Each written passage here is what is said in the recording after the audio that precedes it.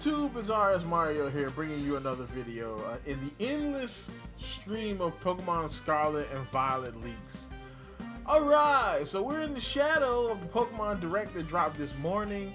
Yes, I will be doing videos on Zelda and Fire Emblem. I hope to get those out by the end of the day, but I had something else I had to do today, so, you know, I'm gonna try. I needed to get the Pokemon video out for algorithmic purposes, but I will be doing Fire Emblem and Zelda videos as well. I ain't forgot y'all. Alright, we all gonna eat together. Alright. You know, so of course more leaks have come out from Kaka, and Riddler Q is throwing out some Chinese riddles. So things are going down. I also forgot some stuff from the last time I did a leaked video, so I gotta talk about that as well. Of course, if you want to continue getting videos like this from me, you know what to do. Like, comment, subscribe, hit the bell button, do all that stuff that YouTube requires you to do to continue getting videos from me. Follow me on Twitter at twitter.com/rsmario128. That's super important because I think the algorithm might have turned on me. I see the views went down, so I mean, the channel kind of ebbs and flows anyway, so it's understandable. But if you ever miss a video from me, follow me on Twitter or check into my Twitter. Will always let you know when I post a video, even if YouTube doesn't. So that's the reason why I'm pumping up my Twitter. I'm not even a big Twitter head like that, but it's just to make sure that every time I post a video, you know about it, even if YouTube doesn't tell you. But yeah, if you like my video tweet, I will shout you out at the end of the videos, as well as drop a comment down below to help the channel grow. And oh, by the way, I did stream the Nintendo Direct this morning, so if you want to check that out, it's in my VODs. I keep the VODs on the channel, but I keep them unlisted. But they're still on the channel if you want to check it out, though. I was just tripping early this morning, so you can check that out if you want to. Of course, let's get down to the leaks. Alright, so we're going to start off with the stuff that I forgot or I overlooked for the last video. So Central Leaks reports that Generation 6 starters are in the game via Pokemon Home Transfer only. The leaker specifically mentioned Delphox, though we think it would be weird to only have one. Which is kind of true. I mean, especially when Delphox is not the most, like, Greninja is the most popular one in this group of starter evolutions, right? Delphox, Chestnut, and Greninja. Greninja's the most popular. Alright, Greninja is clearly the Charizard of that generation. Alright, Greninja's in Smash. Greninja's got alternate forms. He's the Charizard. So why would Delphox be the only one to make it in, unless that's just the one that they've programmed in at the time, and you know, more of them are going to get programmed in later. This is why I don't usually report on Pokemon being in the game or out the game, because the game ain't done yet.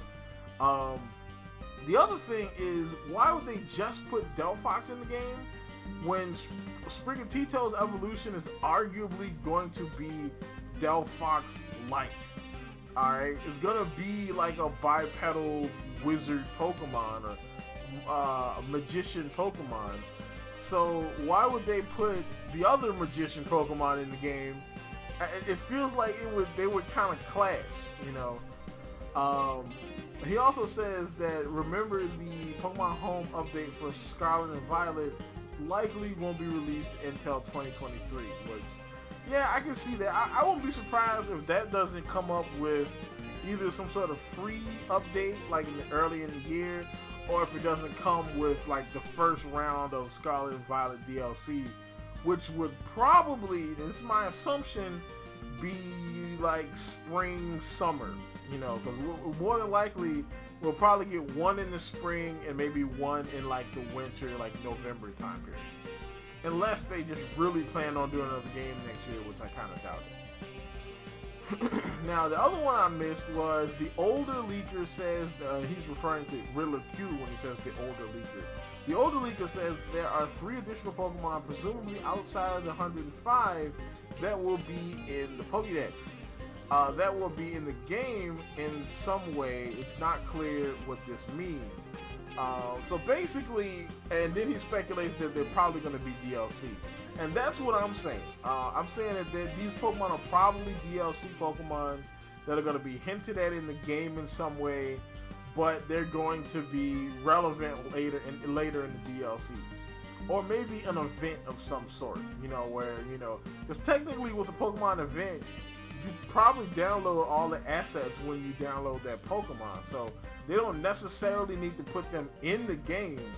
They just need to have like a bit of information that'll connect to what you download to let you, use that Pokemon. Now, this is a prediction. Prediction time. I'm putting on the prophet hat, okay? Now, my prediction as to what these 3 Pokemon are going to be, one is going to be a mythical. Alright, because I don't think we've had a mythical this generation so far, that what I've seen from the leaks. I mean, we've got a quartet, we've got the 2 main legends, we've got a pseudo, and mythicals, if you don't know what they are, they're kind of like Mew, or Celebi, or Shaman. Any of those are like mythical legends. They're legendaries, but they're like the cute legendaries, not like the we need this to make sure the world doesn't die legendary. The second one is going to be either another mythical, or it's going to be like another legendary, kind of like Cubfoo's evolution, or like the horse and the weird thing from Crown Tundra, like something like that. And then the last one is probably going to be the 3rd evolution, or the 3rd box legend. Now we get into the new stuff. So the new stuff we have, he says that Geeta will have on her team the Hackfish, which is a psychic water type, rumored to be psychic water. The Ostrich, which is a psychic flying type, or maybe pure psychic. And the Poison Flower, which is supposedly... Now, a lot of people believe this Pokemon is connected to, what's the name of the Pokemon? Laleep, because of the little face. So if it's connected to Laleep, it's going to be either Poison Rock or Poison Grass. And if it's not connected to Laleep, then it could be Poison Psychic, because that seems to be a trend on her team. So she's going to be a Psychic type gym champion, which... I'm not a huge fan of. I think the champion should be an all-arounder. Should have a well-rounded team and not like a team that you can solo with a dark type. But that's just me though. Of course, Terrorizing is in the game too, so is anybody really a mono-type team anymore? I mean, when you have Terrorizing in the game, so it is what it is. The other one is Scarlet and Violet will have between 21 and 40 new abilities. That number sounds kind of outrageous. 21 sounds about right. 40 sounds high. That sounds like that's a big number. Because if you think about it, we only have 105 new Pokemon in the game. So 40 new abilities mean that almost half of the Pokemon in the game would have their own abilities. That sounds kind of crazy. But if it's true though, I'm here for it. Scarlet and Violet will have between 46 and 65 new moves. So 46 and 65, that's not bad. Those are not bad numbers. Like 65 new moves, I can see that. Especially since there are some moves that aren't in the game anymore and stuff like that. Like the more new moves, the merrier. I'm cool with that. I can have 100 new moves. I mean, because it would just add to competitive. Especially if they're good moves and they have good distribution. Yeah, give me all the competitive stuff you want. Because I'm going to be playing competitive Pokemon this generation. So then we move on to Kaka. So Kaka, at least one of the accounts, because Kaka has multiple accounts. And I'm subbed to one, or following one. And so on the one account that I saw him on, he says, Quick Guard be an ability. So basically, Quick Guard was a move that basically blocked off. It was a Quick Guard was a move that stopped any priority move that wasn't supported by Prankster. Because if you know Prankster, the Prankster ability gave all your priority moves extra priority. Oh, was that? No, Prankster gave all non-damaging moves priority. Quick Guard essentially blocks any priority move that isn't supported by Prankster. So if you was just using like extreme speed and the person uses Quick Guard before you can't use extreme speed because it's a priority move and it's not supported by Prankster. But so yeah, this will be an ability, would be pretty cool. So then somebody asked him, and so basically this is Serena's ability with a different name. And you know, Serena is like the big, like thick grass waifu-mon thing. Well, I don't think it's waifu, I think it looks gross, but a lot of people say it's a waifu-mon. And then he basically says, yo. So since we know Serena is considered Quaxly's rival, could it be the Quaxly line's hidden ability? That would be pretty interesting. Now, the only thing is, Quick Guard does not block Prankster moves, whereas Serena's ability blocks all priority moves altogether. So it would be like Serena's move, just not as good. All right, so then we move on to Ridley Q. So Ridley Q basically came out and he said, N/P in a ruminant. So this is a reference to a new ability. And he says, can you guess the battle effect? So ruminant is basically vomit, essentially. So what happens with things that chew cud, like cows, camels, sheep, and specifically giraffes, anything that chews cud, which is grass, and then just chew and chew and chew and chew and chew on it, they can store it in a little mini version of their stomach and then regurgitate it up and continue to chew it. Yeah, it sounds gross when I talk about it too, but that's what ruminant is. So this ability sounds like it's gonna be something similar to that. More than likely involving a berry. So I could definitely see like a Pokemon eating a berry and then being able to kind of like recycle the berry and get that same effect again. And a lot of people are saying this is going to be Girafarang's ability. Alright, then he posted all league members wear this icon. And she has one new Pokemon in her team revealed with leaked pics. And then Poison. So basically he's talking about the Poison Flower Pokemon. So this icon right here, which looks like a clock, probably indicates like time travel or the fact that she is some kind of paradox. A lot of people are saying she's a straight up robot, which that would be kind of interesting. So then we end off here with Riddler 3 dropping these 3 quotes in Chinese. Clownfish are champions, male mother parent double, and Fairy Queen is an acting school.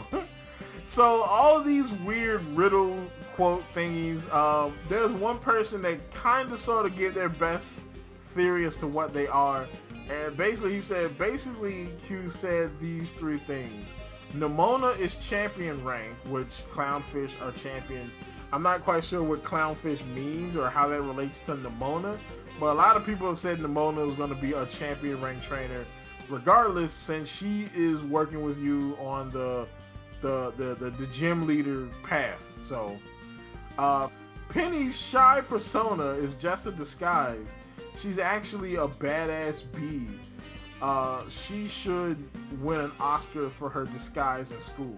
So essentially she is pretending to be this uber shy student, but actually she's like, you know, evil, which a lot of people have also said. Everybody's also said that she's going to be secretly behind Team Star, which is possible.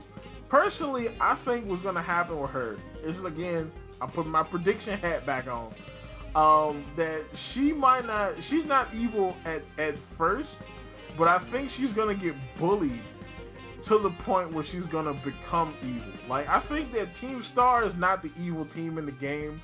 They're going to do the whole, oh, but this team is even more evil thing that they've done in the last couple of games.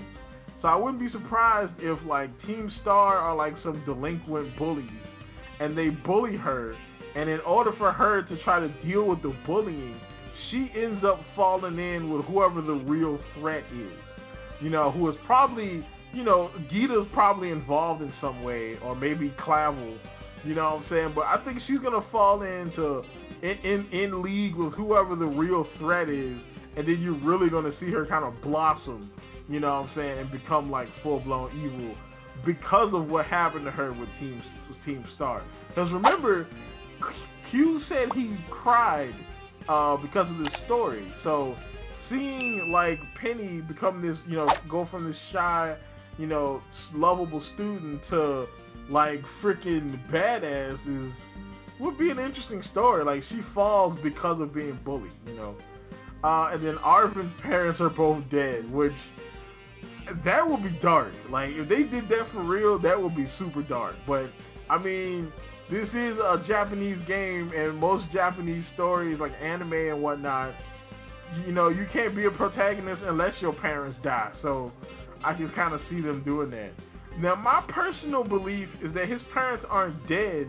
His parents are lost in time.